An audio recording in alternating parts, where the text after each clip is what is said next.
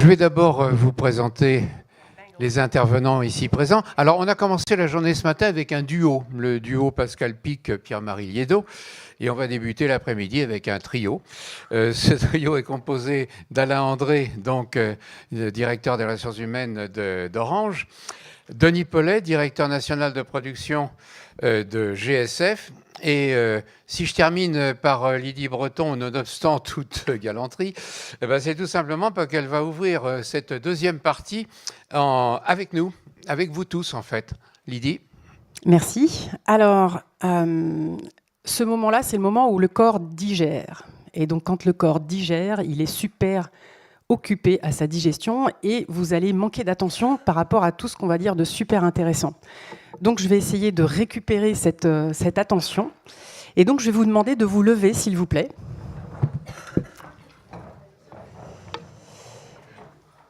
Et alors, il ne faut pas qu'on ait de gens tout seuls. Donc, si vous êtes tout seul, vous allez vous rapprocher de quelqu'un pas loin.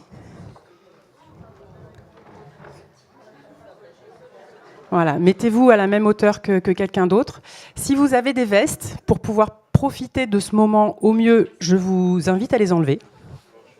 Juste les vestes. Non, on aurait pu prévoir une petite musique un peu... Véronique et Davina. Non, c'est pas Véronique et Davina. Alors, c'est bon, il n'y a plus personne de tout seul. Magnifique. Donc, on va tous se tourner par là. Et vous allez poser les deux mains sur les épaules de la personne qui est juste devant vous. Et vous allez commencer un petit massage. Voilà. Alors, si vous ne savez pas comment masser, c'est pas grave. Vous faites juste des petits ronds, des petits cercles avec votre pouce à la base du cou. Vous pouvez remonter vers les cervicales. Vous pouvez aussi redescendre vers la colonne vertébrale. En fait, c'est le dernier qui est perdant. Non, le dernier n'est pas perdant. Oui, c'est... Désolé. Et alors, une fois que c'est fait, vous allez tapoter le dos de la personne qui est devant vous avec les deux mains. On ne peut pas allumer toute la salle, on verrait mieux. Et il faut tapoter pour donner de l'énergie, parce qu'après avoir détendu la personne, là, vous lui envoyez un peu d'énergie. Et comme il faut être dans l'équilibre et l'équité, vous allez vous retourner. Et vous allez pouvoir faire profiter la personne juste devant vous de vos talents de masseur ou de masseuse.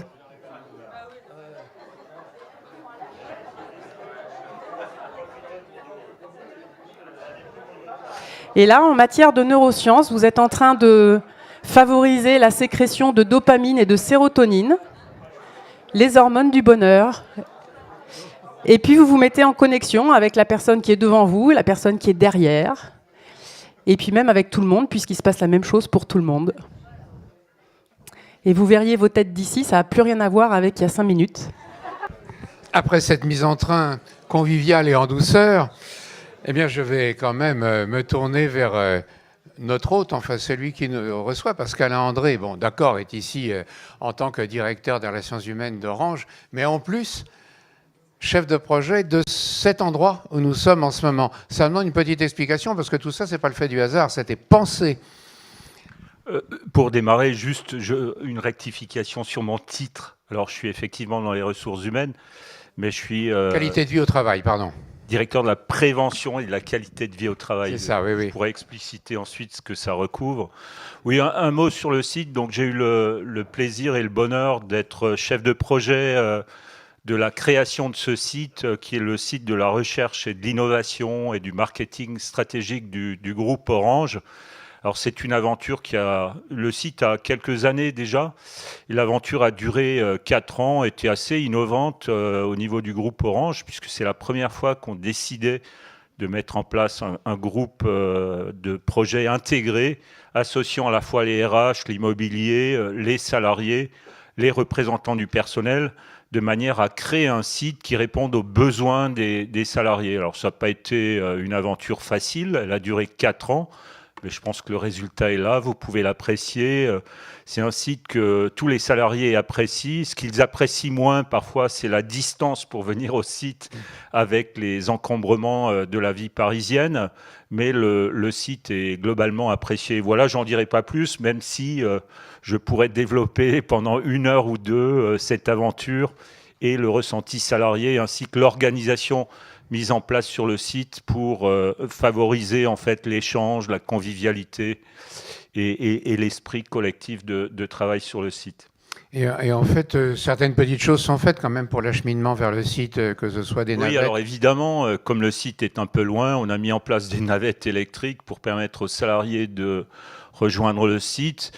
On a aussi beaucoup développé au travers d'une politique volontariste, au travers d'un accord, le développement des transports doux. Alors, je ne sais pas si vous avez pu voir, alors certains jours, les parkings à vélo et à vélo électrique sont combles. Il a fallu en rajouter et on va certainement en rajouter encore. Tellement aujourd'hui les salariés apprécient en fait venir sur le site par ces moyens-là. Et puis on a d'autres idées en tête dans ce domaine-là d'ailleurs. Avec un futur centre qu'on ne peut pas dévoiler maintenant, mais ça va... Bon, certains m'en ont parlé, j'en ai dit 2 mots. On est sur un certain nombre de projets. C'est dans mes missions aussi, hein, un certain nombre de projets immobiliers d'importance en France. Et notamment, on est sur un projet de création du nouveau site du groupe Orange Monde, hein, le groupe Monde, qui sera situé à Issy-les-Moulineaux et qui aura encore, je dirais, 2 ou 3 crans d'avance par rapport à ce site-ci. Alors, on va en venir quand même à la fonction. J'ai dit ressources humaines, ça a été il y a quelques années, ça. Mais le titre de directeur de la qualité de vie au travail, c'est quand même quelque chose qui est relativement récent, à quoi on n'aurait pas vraiment pensé seulement au début des années 2000. Alors, ça fait l'objet d'un débat dans le groupe.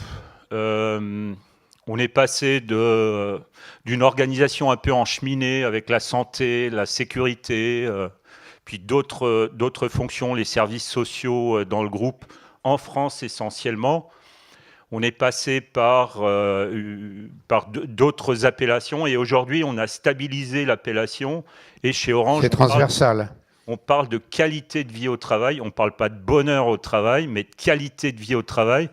Et on est en train de travailler sur un cadre groupe de manière à ce que tout le monde puisse, de manière un peu systémique, parler de la qualité de vie au travail by Orange, avec derrière tout un travail de co-construction avec les pays sur ce qu'on entend par qualité de vie au travail. Après, si tu me posais la question de savoir ce que je pense des notions de bonheur au travail ou de qualité de vie au travail, je pense qu'on est culture, enfin, dans une partie du groupe Orange, on n'est pas de culture anglo-saxonne, donc il a fallu qu'on trouve des ponts entre la culture anglo-saxonne et notre culture à nous. On parle plutôt de well-being en culture anglo-saxonne, mais on insiste beaucoup sur la notion systémique.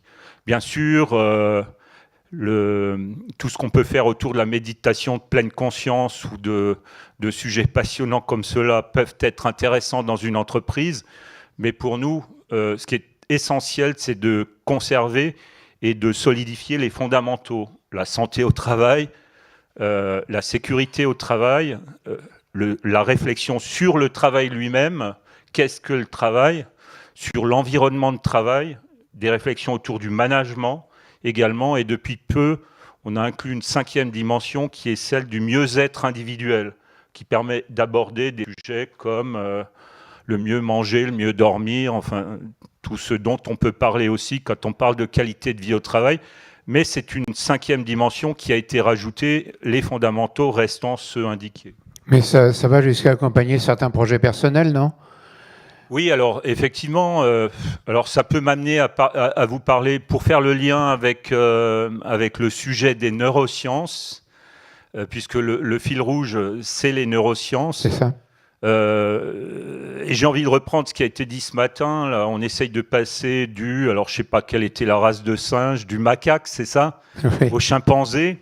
on essaye de mettre en place une organisation plutôt de type organisation chimpanzé qui laisse la place à l'initiative, qui laisse la place à l'engagement individuel et au travail sur le collectif. On est en réflexion également, alors c'est un peu tout le monde a ce mot-là à la bouche, mais il faut savoir ce qu'on met derrière.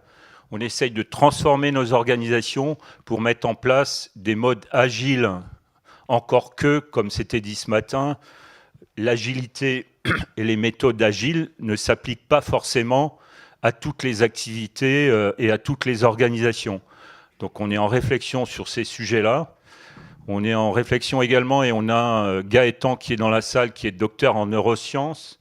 Un de nos sujets aujourd'hui, c'est celui de la charge cognitive, parce qu'on se rend compte qu'aujourd'hui, en fait, nos salariés sont dans une culture un peu du zapping, le mail, le portable, WhatsApp, le micro-ordinateur ouvert, le téléphone. Et tout ça change les modes de travail, ne favorise pas la concentration. Et donc, c'est une vraie réflexion que l'on a au sein du groupe. On a lancé d'ailleurs un certain nombre de formations un peu pilotes en région auprès de nos médecins, de nos préventeurs, de notre service social, de manière à, dans ce domaine-là, acculturer l'ensemble de ces personnes et de ces collectifs pour accompagner nos salariés. On est en réflexion aussi sur le changement des modes de management. On n'est plus dans des managements, on parlait de système pyramidal, on sort du système pyramidal. On a des managers aujourd'hui qui managent à distance, ils ont des salariés sur place, mais ils peuvent avoir des salariés même dans d'autres parties du monde, ce qui pose le problème de l'effacement de la frontière vie privée, vie professionnelle. On est aussi sur la charge mentale de ces managers. Et nos médecins ont lancé une vaste étude sur la charge mentale et la charge cognitive de nos managers liées aux nouvelles méthodes de travail. Et on essaye derrière de bâtir l'orange de demain à partir de ces réflexions-là. Voilà quelques données. On travaille aussi avec des ergonomes spécialistes de la charge cognitive sur ces sujets-là. Voilà ce que je pouvais pour connecter en fait nos réflexions du moment, tout en étant sur les fondamentaux, aux neurosciences et ce que l'on disait ce matin, l'alignement cerveau-cœur, quoi. Alors on va écouter d'autres exemples avec Denis Pollet, qui est donc le directeur de production nationale à GSF. Une multinationale du nettoyage, mais c'est une notion déjà un petit peu ancienne, je crois. Et en tout cas, il y a une chose à dire, c'est que GSF, la qualité de vie au travail, c'est dans les gènes. Hein. De son fondateur, dès le début, avait mis en avant l'importance du personnel. Je le cite, hein, rien ne serait possible sans les femmes et les hommes de GSF, qu'ils sachent toute l'attention que je leur porte. Et ça, c'était dans les années, je sais pas, il y a bien... Alors, le groupe a été créé donc, par le fondateur, qui est actuellement le président, donc en 1963. Il est toujours à la barre, donc à 83 ans. Il fait partie, je pense, de ces personnes dont on parlait ce matin, de ces leaders charismatiques qui avaient une idée, qui ont été jusqu'au bout de cette idée et qui sont fiers de transmettre cette idée à leurs collaborateurs. Hein. Moi, je suis rentré à GSF, vous voyez, en 1980, parce que je voulais un job avec une voiture et je voulais rester que 3 mois. Bon, faites le calcul. Oui, juste un peu plus de 3 mois. Alors, effectivement, vous parliez de nettoyage. Alors, on change l'étiquette parce que nettoyage, j'ai vu tout à l'heure, local ménage. Ça me dérange un peu, Alain. Quand vous mettez sur votre truc local ménage, ça me dérange parce qu'on fait de la propreté et on fait des services associés. Tout ça parce que ce sont nos clients qui nous ont demandé d'aller un peu plus loin que la propreté parce qu'on pouvait leur apporter des services différents. Mais c'est pas seulement pour faire comme certains qui repeignent en vert, c'est pas uniquement le... Non. Et alors, au niveau de la qualité de vie au travail, si vous permettez, ça va réveiller ceux qui dorment. Je vais vous donner quelque chose d'idéal. Un petit truc, c'est gratuit. Ça peut être applicable partout pour améliorer la qualité de vie au travail de vos salariés. Nous, nos salariés, c'est pas des pilotes de chasse, c'est pas des chercheurs, c'est des personnes qui ont des difficultés des fois à lire et à écrire et qui sont très contents d'avoir un travail. Alors, on va faire un petit jeu de rôle, c'était pas prévu, hein, mais imaginez que Alain soit un agent de service de GSF. Hein, voilà, il travaille, il a nettoyé. Quel bonheur entre DRH et maintenant c'est agent de service GSF, c'est un honneur aussi. Hein. Donc, moi je suis son manager. Alors, quelque chose de très facile, hein, je vais vous montrer, pour améliorer sa qualité de vie. Je pose le micro, je garde le micro. Bonjour Monsieur André, vous allez bien ? Ça va ? C'est la forme ce matin.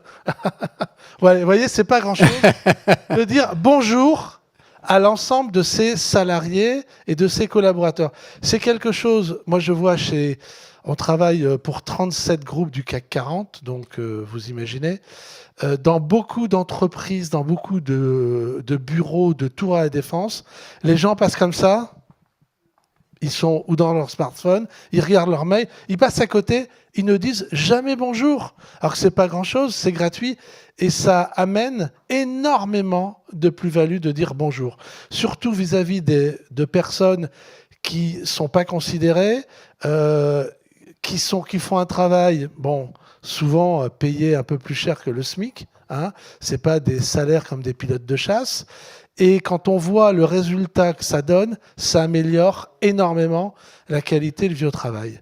Donc c'est pour ça que on essaye de changer l'image d'Épinal du groupe pour passer de nettoyage à propreté et service.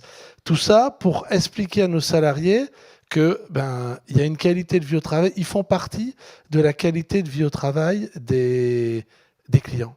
Ça étant, c'est pas uniquement de façade, parce que je sache, les initiatives personnelles sont écoutées, sont éventuellement appliquées par eux-mêmes, par d'autres. Comment ça se passe tout ça ? Alors, un des grands principes chez nous, c'est que un manager, on estime qu'un manager un chef d'établissement, ne peut pas manager au-dessus de 450 personnes. Sinon, il est pris par le quotidien. Réunion de ci, réunion de ça. Le quotidien, donc, lui mange toute sa journée. Il n'a pas le temps de s'occuper ou de ses clients ou de ses salariés. Donc, ce que l'on fait, c'est que dès qu'un établissement grossit, on le coupe, on le scinde en deux.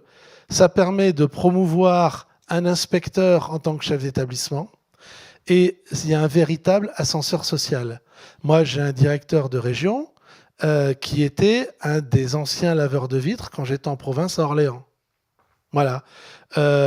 Et on parlait de mixité. Il y a des bacs plus 5 qui sont des directeurs régionaux. Il y a des bacs moins 5 aussi.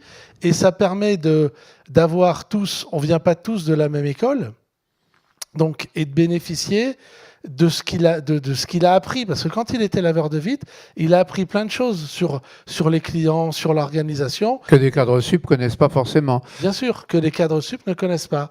Et donc, ça permet d'avoir un véritable ascenseur social pour éviter d'avoir des gros mastodontes à gérer, et on ne sait plus du tout, ah oui, lui, il travaille où, lui, je ne sais plus. Puis on lui demande, vous travaillez où ? Je suis votre collaboratrice, j'ai été embauchée il y a 3 mois. Ah oui, c'est vrai, excusez-moi. Voilà. Donc tout ça, c'est un des grands principes de GSF et ça permet aussi de transmettre les bonnes idées. Parce qu'une bonne idée à Lille, elle peut être très bien à Nice, elle peut être très bien à Brest ou à Toulouse. Donc, et la façon de transporter ces idées, alors bien sûr, il y a tout un système moderne avec des forums et ainsi de suite. Mais c'est pas ça qui marche le mieux. Le mieux, c'est dans des réunions tout simples. Ah ben tiens, qu'est-ce que tu as fait ? J'ai trouvé une bonne idée là-bas. Et puis on dit, lors d'une convention, là je pars ce soir à une convention de GSF, les bonnes idées, il explique comment il a fait, ce qu'il a fait à l'ensemble de ses collègues. Et puis tiens, je vais peut-être le faire chez moi aussi. Et donc il a une fierté. Et tout à l'heure, on disait aussi, on parlait d'appartenance. À GSF, on est fier d'appartenir à GSF. Souvent, on dit, oui, GSF, c'est une secte. Bon, c'est pas une secte, je vous rassure.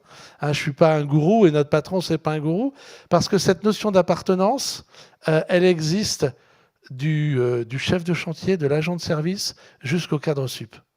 Et vous voyez, moi j'ai le petit PINS GSF, mais nos salariés qui ont plus de 5 ans, ils ont le PINS GSF aussi. Voilà. Donc, et cette notion d'appartenance, c'est quelque chose que notre président a toujours voulu préserver. On n'achète pas d'entreprise, on fait que de la croissance organique, parce que le mariage d'une carpe et un lapin, c'est toujours difficile. Ça se fait avec de la casse, parce que 1 + 1, ça fait jamais 2. Et vous êtes concurrent. Moi, j'ai juste une anecdote, je regarde le temps, parce que j'ai connu dans une ville de province, il y avait 3 entreprises qui faisaient le même métier que le mien. Mais 3 entreprises familiales, des bonnes entreprises. Je veux dire, on se tirait la bourre, comme on dit, pour avoir les marchés. Il y en a une qui s'est fait racheter par un groupe. Ensuite, elle a racheté la deuxième et la troisième. Ça n'a jamais fonctionné. Ils ont perdu, je crois, en 18 mois, 40% de leur chiffre d'affaires. Et nous, on en profite, comme on ne rachète pas, ça nous permet, en travaillant normalement, de récupérer, j'allais dire, des hommes et des femmes qui sont démotivés par le rachat. Et ça, il faut de temps en temps faire de la croissance externe, même si ce n'est pas notre politique. Hein, mais c'est une notion de qualité de vie au travail que l'on sent chez GSF et qui est très forte. Voilà. Et on fait tous partie de la même entreprise, on défend la même cause et on est fiers de porter le PINS quand on a 50 GSF. Voilà. Autre chose, il y a une incitation à l'innovation, à des idées, et ça s'appelle les tremplins. Alors les tremplins, c'est quelque chose qu'on a créé il y a maintenant 5 ans. On a donc l'équipe d'R&D qui sont de 14 ingénieurs, pharmaciens. Ils vont dans les écoles. Alors c'est les bacs pro, les UT, BTS et les masters. Et ils essayent avec une équipe de 3 à 5 personnes d'avoir une idée originale et d'avoir un projet. Donc de monter l'équipe d'R&D, donc la personne d'R&D monte un projet avec les personnes de ce lycée ou de cette classe de BTS. Et on sélectionne 3 projets au niveau national. Les élèves viennent au siège qui est à Sophia Antipolis, présentent leur sujet, et il y a un gagnant sur les projets. Là, par exemple, cette année, ça a été un groupe qui vient de Colombes, qui a présenté donc sur la réalité augmentée, un projet de formation avec la réalité augmentée. Voilà. Il y en a un autre qui avait présenté un chariot de travail plus léger, plus maniable pour éviter les fameuses TMS. Voilà. Donc ça, c'est quelque chose qu'on fait depuis 5 ans maintenant. Et ça fonctionne bien, ça commence à prendre forme, puisque au départ, c'est nous qui avons prospecté les lycées, les collèges pour dire venez, on a ça comme projet. Et maintenant, c'est eux qui viennent à nous en disant nous, on voudrait bien faire partie des tremplins de GSF. Voilà. On va passer à Lydie Breton maintenant. Alors, Lydie Breton, c'est une femme orchestre, au propre comme au figuré, on va dire. Alors, quand on regarde sur Internet, d'ailleurs, on voit qu'elle est directrice de l'innovation sociale, mais avec des tas de tâches qui vont avec. Alors, vous avez la charge, je sais pas tout, hein, de proposer des méthodes, d'inventer des supports, de découvrir des techniques, piloter des projets pour améliorer la qualité de vie de chacun chez Sodexo, sachant qu'une centaine de métiers y cohabitent. Alors, quelle est la méthode, la formule ? Pour éclairer tout ça, je voudrais déjà dire qu'en fait, je viens du monde du sport. Donc le témoignage de ce matin autour du rugby m'a beaucoup parlé. Moi, j'ai été capitaine de l'équipe de France de hockey sur glace féminin pendant une dizaine d'années. Donc le côté capitaine ressort. Et par rapport à notre sujet des neurosciences, ce qui ressort aussi, c'est une compréhension que notre performance maximale est atteinte quand on a un alignement complet. Et on a parlé de tête et de cœur, mais c'est la tête, le cœur et le corps. Parce que quand on prend nos décisions, on peut les prendre soit avec la tête, soit avec le cœur, soit avec une espèce d'instinct où on se dit je le sens pas. Et c'est aussi souvent un mélange des trois. Donc en fait, il n'y a pas forcément une méthode unique, il y a plutôt à détecter ce qui va être le plus adapté à la situation. Et donc Sodexo, c'est 4000 sites différents en France où on opère, donc vous l'avez dit, 100 métiers différents.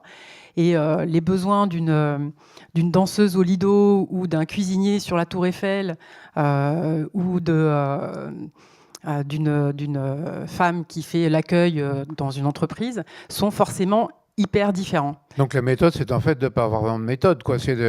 La méthode, c'est d'être Agir en vraiment fonction à l'écoute des besoins, parce que prenons l'exemple de la méditation, qui est quelque chose. Il y en a combien qui méditent de temps en temps? Ok.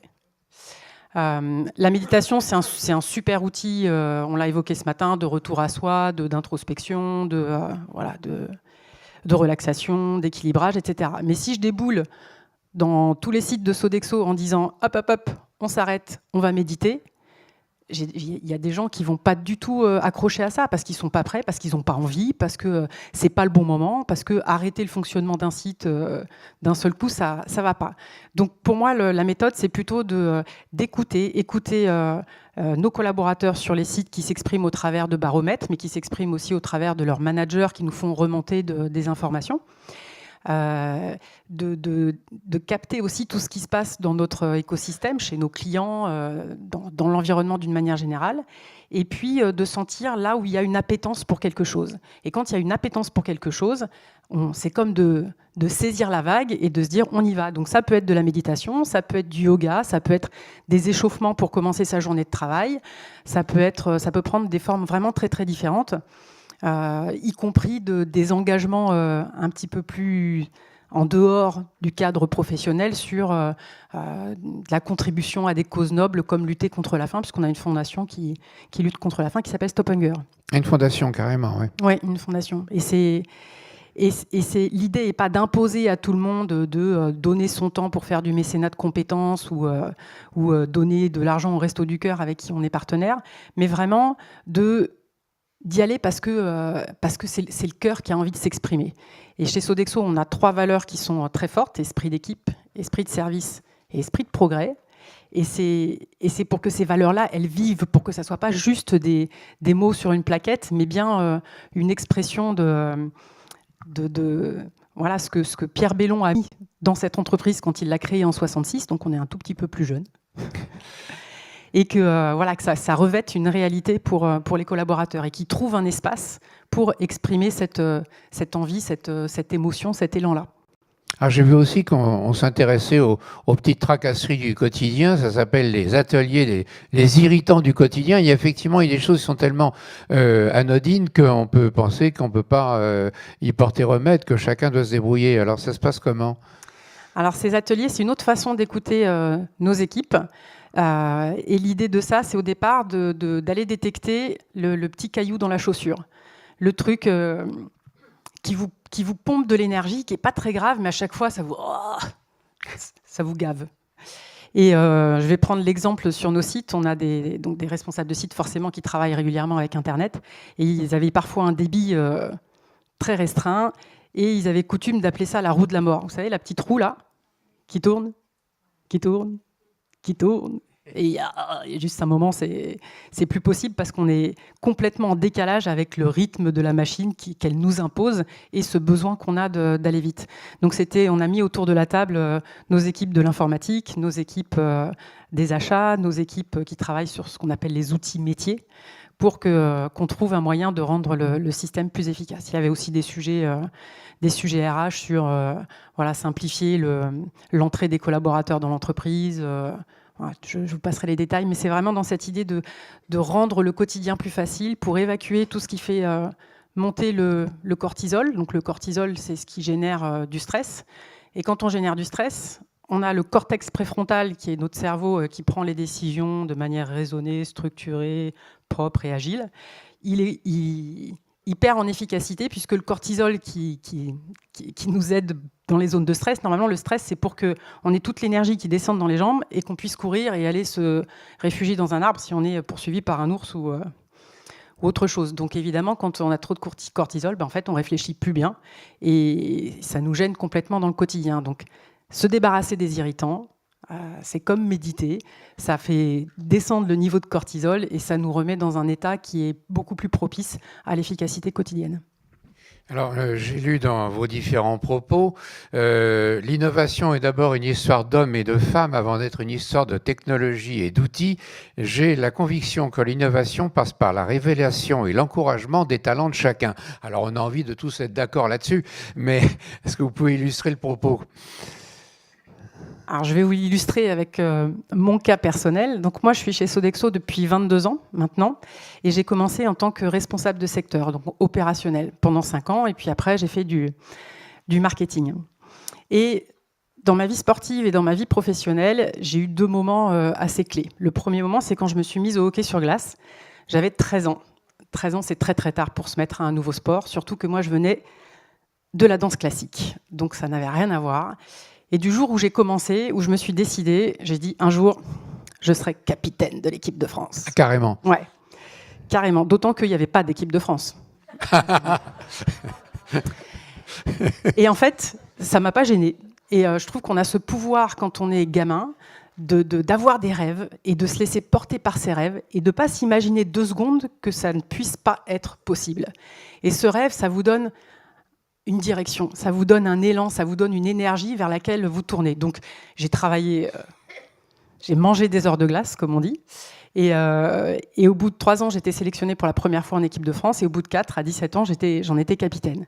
Donc, je me suis dit, OK, en fait, quand on rêve, et presque indépendamment de ses talents, parce que j'étais vraiment pas douée quand j'ai commencé le hockey sur glace, je savais à peine patiner, c'était une catastrophe. Mes parents ils étaient au bout de leur vie quand je leur ai dit que je voulais faire du hockey.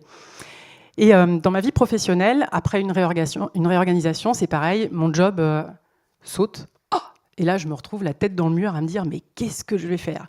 Et là, je me suis dit, rappelle-toi, la dernière fois, tu as rêvé quelque chose et finalement, c'est arrivé. Et donc là, c'était un petit peu pareil. Je me suis dit, bon, maintenant que je vais plus pouvoir faire ce que je fais, qu'est-ce qui m'allume ? Qu'est-ce qui me fait vibrer ? De quoi est-ce que j'ai envie ? Et puis, c'est quoi les talents qui viennent nourrir ça, peut-être de près ou de loin. Et comment finalement ma carrière de sportif de haut niveau, elle peut aussi m'aider à rebondir. Et c'est tout ça qui m'a fait réaliser que ce dont j'avais envie, c'était de faire des choses qui soient utiles pour les gens, qui vraiment les aident à s'épanouir et à grandir. Quelque chose qui soit en rapport avec l'innovation et quelque chose qui soit multi-projet, parce que quand il n'y en a qu'un, c'est pas assez drôle. Donc c'est vraiment cette idée que pour pouvoir accompagner les autres, pour pouvoir nourrir les talents, il faut soi-même déjà être un peu au clair sur nos trésors, ce qu'on a comme ressources. Et une fois que ça, c'est propre, une fois que c'est clair, une fois que c'est conscient, on peut être une vraie locomotive pour les autres et du coup embarquer tout le monde dans une histoire où chacun a gagné à compléter ses talents avec celui d'à côté. Alors maintenant, je vais vous laisser la possibilité de vous poser des questions mutuellement, voir si, puisque vous avez des approches parfois semblables, parfois complémentaires, est-ce que vous avez envie de compléter mes questions entre vous ? Alors moi, je voudrais interroger donc Alain sur les charges cognitives des managers. Est-ce que ça se mesure et comment vous êtes parti d'un constat ? Alors, s'agissant de cette étude particulière, en fait, on travaille avec une universitaire lyonnaise, je crois, et donc les médecins ont mis au point un questionnaire spécifique portant sur est-ce que vous utilisez le mail en dehors des heures de travail ? Est-ce que le fait de pouvoir utiliser votre micro-ordinateur en dehors de vos heures de travail est un bien pour vous ou non ? Enfin, toute une série de questions qui sont en train d'être dépouillées, qui vont donner lieu à analyse pour derrière mettre en place des plans d'action de manière à répondre aux besoins des managers. Parce qu'aujourd'hui, on est dans un peu dans la tarte à la crème, hein. Tout le monde en parle, hein. On dit que en fait les mails c'est un empêchement à travailler, que ça empêche de réfléchir, enfin ce dont on parlait ce matin, mais derrière il est important de l'objectiver de manière à pouvoir dégager des plans d'action structurants. On le voit bien. Aujourd'hui, moi ce matin, j'étais en partie accroché quand même à mon smartphone. On l'est tous. On n'arrête pas les fleuves. Je veux dire, Jean-Marie Liédot l'a dit ce matin. Ça commence à même structurer différemment le cerveau, puisque il disait qu'on développe la mémoire procédurale au détriment d'autres types de mémoire. Donc, je pense qu'il faut avoir des stratégies adaptatives pour tenir compte, surtout chez Orange, hein, de ces évolutions technologiques. Et c'est ça l'objet de nos réflexions en ce moment. Parce que la réalité, quand même, c'est qu'on a une partie de nos salariés qui peuvent vivre mal ces transformations et la transformation digitale. On est en réflexion aussi sur l'apport de l'intelligence artificielle, mais les risques de l'intelligence artificielle. Et là aussi, on est un peu dans la tarte à la crème. Tout le monde parle de l'intelligence artificielle, mais chacun y met parfois autre chose derrière. Donc, on est en train de partager en fait ce qu'est l'intelligence artificielle pour nous, pour ensuite pouvoir y réfléchir et dégager des plans d'action. Par exemple, on sait que l'intelligence artificielle, quelque part, ça va bousculer le management. On peut même imaginer après-demain avoir des managers qui managent des salariés et des robots. On peut l'imaginer. Donc on est sur des réflexions un peu prospectives de ce type-là, sachant qu'on a peu de recul. Pour l'instant, on avance en se faisant aider de chercheurs dans le domaine pour essayer de, comme le disait la capitaine de l'équipe de la patrouille de France, être devant son avion.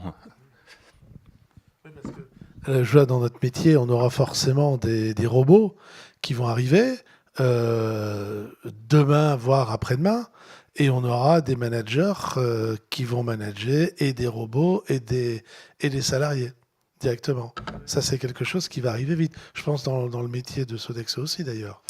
Alors nous, ça fait partie de nos sujets aussi. Et ce qu'on se dit, c'est que ce qui va rester humain, c'est là où la relation, elle a une vraie valeur. Et donc pour nous, faire de la qualité de vie dans le quotidien, entre un malade sur son lit d'hôpital ou une personne âgée dans une maison de retraite ou un adulte sur son lieu de travail, c'est là qu'on doit focaliser notre attention sur cette capacité à accueillir la personne, à être en empathie. C'est aussi un mot qui a déjà été utilisé ce matin. La valeur, elle est là, dans cette humanité, dans le rapport à l'autre. Et nous, notre quotidien, il est vraiment là. Donc l'intelligence artificielle et la robotisation, on voit que ça arrive. Et on se dit, on a vraiment besoin d'être encore plus humain, encore plus pertinent dans nos relations pour que la valeur, elle se perçoive vraiment. J'avais envie de rebondir, moi, sur une question que j'ai posée ce matin et dont la réponse m'a frustré parce que j'ai pas eu de réponse. Et pour autant, c'est un sujet de préoccupation aujourd'hui, puisque on parle d'environnement de travail. Enfin, tous les grands groupes sont en train d'essayer de créer des nouveaux sièges plus beaux, plus modernes, plus connectés, plus verts. Mais la question, c'est comment faire en sorte que nos salariés soient bien dans ces lieux de travail, sachant qu'aujourd'hui, le travail se délocalise. On peut être là à un moment donné, on peut être chez soi pour télétravailler, on peut être en réunion ailleurs, on peut être à l'autre bout du monde, et les collectifs sont parfois un peu virtuels, physiques, mais aussi virtuels. Donc, on en discutait à table, on voit au travers d'études, quand on parle d'open space, qu'au lieu de favoriser la communication, parfois l'open space la réduit par rapport aux environnements classiques. Est-ce que c'est pas le fait de passer d'un système à un système tout autre? Parce qu'effectivement, moi j'ai mal supporté l'open space, mais c'était la grande mode. Oui, alors nous on n'est pas dans les open space, mais on essaye d'inventer l'environnement de travail de demain qui permette aux salariés d'y être bien, tout en ayant en tête des impératifs économiques, bien évidemment. Donc c'est une réflexion qui rentre dans les réflexions autour de la qualité de vie au travail. Mais il y a des moments où on a envie d'être seul et ne pas avoir de bruit, et d'autres où au contraire on veut. Alors, est-ce qu'il est possible de moduler tout ça? Alors, moi pour aller dans le sens d'Alain, moi je fais une différence entre le bien-être au travail et être bien au travail. Le bien-être au travail, c'est avoir un escalator qui fonctionne, avoir une machine à café qui fonctionne, avoir des ascenseurs qui fonctionnent, de la lumière. Ça, c'est le bien-être. Par contre, il y a une différence avec l'être bien au travail. On peut mettre tout ça, on peut avoir des bureaux magnifiques. Si par hasard on est mal managé, on est mal considéré et on n'a pas cette notion d'appartenance, l'être bien au travail, on ne sait pas ce que c'est. Et je pense qu'il vaut mieux parler de l'être bien au travail et que du bien-être. Je parle pour l'homme. Pour l'homme. Et aujourd'hui, et voire demain, il y a des bâtiments qui vont... C'est ma vision. Hein. Je pense que les bâtiments de demain sont des bâtiments où on pourra choisir son bureau en fonction du projet que l'on a et de l'état d'avancement du projet. On aura besoin de 3 mètres carrés pour s'isoler où il n'y a pas de téléphone parce qu'on a quelque chose à faire. On aura besoin d'un espace de créativité parce qu'on est dans un groupe et on est sur un projet où on a besoin de créer quelque chose, une salle de réunion, et tout ça, ça sera mixé sur différents étages.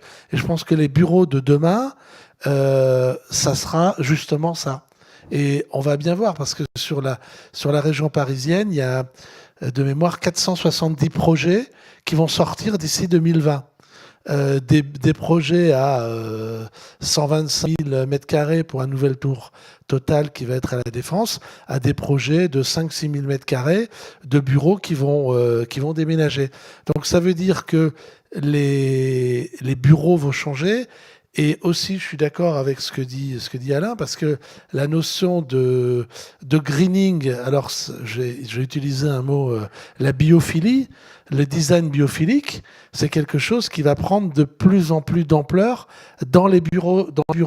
C'est quoi le biophilique? C'est mettre la nature dans les bureaux. Voilà. C'est construire des bâtiments en incluant la nature dans les bureaux. Voilà. Et aujourd'hui, on en voit peu. Et je prends un pari avec n'importe qui ici dans la salle que dans moins de 10 ans, il y en aura partout dans les bureaux. Et ça améliorera encore la qualité de vie au travail de l'ensemble des salariés. Ça améliore le bien-être et pas l'être bien au travail. D'où la différence. Pour compléter sur le bien-être au travail ou le être bien, toutes les initiatives dont on a parlé, nous on les regarde, on a identifié 6 dimensions de la qualité de vie, donc 6 domaines qui concourent à la qualité de vie de chacun. Ces 6 domaines, on peut les ranger dans une sorte de pyramide de Maslow, avec des choses extrêmement essentielles, c'est-à-dire les besoins physiologiques ou les besoins de sécurité. Ensuite, des besoins qui sont plutôt de reconnaissance et de sentiment d'appartenance, pour finir par de l'épanouissement et du développement. Donc ça, pour moi, dans une politique de qualité de vie, au travail ou ailleurs, il faut s'assurer que ces 3 éléments-là sont bien solides et bien présents, parce que faire de l'épanouissement ou de la méditation quand on a quelqu'un qui a un problème de logement, de surendettement et qui vit dans sa voiture, c'est juste pas entendable. Et ensuite, pour compléter aussi sur la question de l'open space, pour moi, il y a open space et open space. C'est-à-dire on peut vivre et travailler dans des endroits qui ne sont pas des bureaux fermés et le vivre de manière très différente. Et on a testé au sein de nos propres bureaux ce qu'on appelle le social hub. Et donc, c'est un endroit qui est à géométrie variable, et en fonction de votre besoin, vous allez occuper tel ou tel espace. Ça peut être du coup un espace plutôt où on partage un café, où on est un petit peu bruyant et où on peut manger également. Vous avez plutôt des endroits avec des petites salles de réunion quand il y a des gens qui veulent travailler à plusieurs sur un sujet, des espaces où vous pouvez téléphoner sans gêner votre voisin, mais où c'est plutôt des cabines solo, des endroits au canapé où là vous allez travailler avec votre ordi et c'est relativement silencieux, des espaces où on peut faire la sieste, où on peut méditer, avoir une activité sophrologie par exemple, et le dernier espace, c'est un espace de co-making, de créativité. Donc voilà, en fonction du besoin, on peut aller rechercher ces endroits. Et nous, ce qu'on a constaté auprès de nos propres équipes, ce qui est génial, c'est que les gens délaissent même leur bureau pour aller dans ces espaces-là. Pourtant, c'est peut-être un petit peu moins silencieux, on est un peu moins isolé, mais justement, ils vont y trouver d'autres ressources, d'autres choses. Et il y a ce besoin quand même qu'on a de l'humain, de la connexion, de la relation, qui va pouvoir trouver sa place aussi dans ces espaces-là. Je ne sais pas si on a le temps, mais j'avais envie Si, de rebondir. parce que je constate déjà une même... Je rajoute et des espaces collaboratifs aussi. Donc, parce qu'il y a une grosse demande au niveau des espaces collaboratifs, justement pour se retrouver. Ça fait partie des nouveaux Et le fait qu'on ne soit pas arrivé à un seul endroit, ça vous rapproche. Et alors donc, Oui, j'avais envie de rebondir sur vos deux interventions. Sur la première, je serais curieux de confronter nos modèles de qualité de vie au travail. Nous, on a identifié 5 dimensions, vous 6, mais on se rejoint on se rejoint sur la pyramide de Maslow des besoins, qui est un bon modèle.